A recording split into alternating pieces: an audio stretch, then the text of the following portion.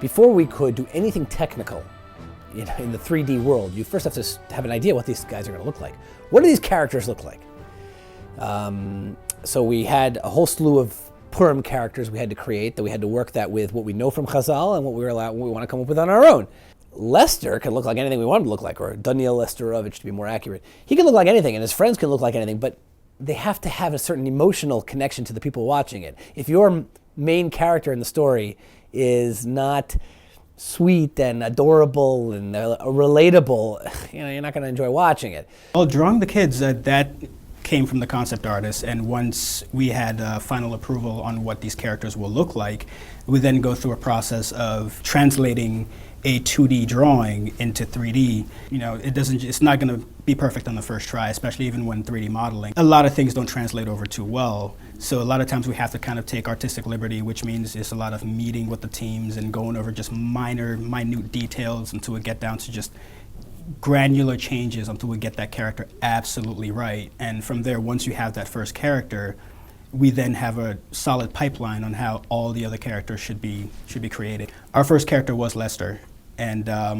I was the one that actually modeled Lester as well as the basis for all the other characters, and everyone else kind of took those bases and ran with it and created all the other characters. And I think we're up to probably about 30 or 40 characters now. For everything you're creating, especially when building a world, the first one generally takes the longest time, but once you get that pipeline down, everything else just kind of falls into place. Initially, we were thinking Lester should be like a 5th grader, and we brought in some really talented artists who were drawing him.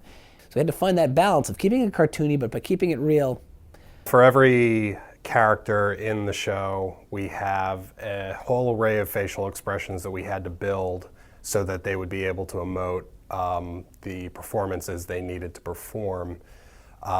Expressions like smile, frown, eyes blinking. A lot of the detail issues were things like just even down to the size of his yarmulke, things like that. We had to take a lot of great care into how it sits on his head, down to what shirt he's wearing, what type of shirt, what's popular with the kids nowadays, his pants, what kind of shoes he would wear.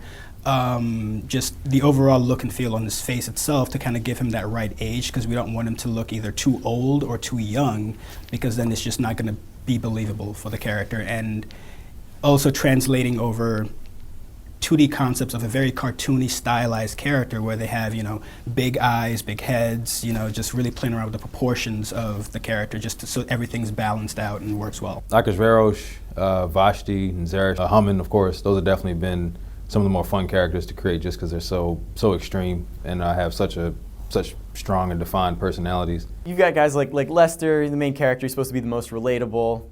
You got Shia, who's kind of the small, sort of quiet kid that, it's a group of friends, but they're definitely a lot of different personalities.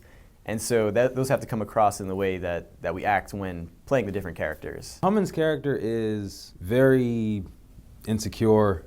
He struggles with his self-image a lot, as I would imagine anybody who tries to massacre a whole group of people does. Vashti, we designed her kind of based on a snooty kind of upper class, so the high cheekbones and the slanty eyes and those kind of things. Big Son and Sarish, they're a team. They're kind of bumbling idiots to some degree, but they think they're a little bit smarter than what they are, or at least Big Son does. He's kind of the mastermind behind a lot of their plans. But we purposely designed one to be big and one to be skinny just so they can kind of have that right kind of contrast and play off of each other. Every important character in this film is foreshadowed by the real character in Lester's own life. Of course, it's obvious to the audience that when they see Vinny and Paulie as garbage men, this is Big Son and Sarish. Vashti gets to be seen briefly as the scary neighbor with the cat tail that I'm sure people picked up on. Even one of Lester's classmates, Eliyahu, this kind of doofy kid, who's Charvona, who for whatever reason always is pushing his 50 amma idea, whether it's applicable or not. We thought it would be much more satisfying for the audience to feel like they've met these characters in advance, that they have some kind of relationship to these characters even before they meet them in the real context. Even there's a brief moment where you get to see Achashverosh and Zeresh as the entourage of Professor Herman A. Maliki. You write down the name, you'll see what it spells like.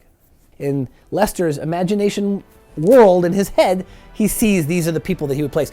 And I'm sure the audience must have noticed that the voice of Mordechai is his Rebbe. Yingala, calm down. What are you talking about?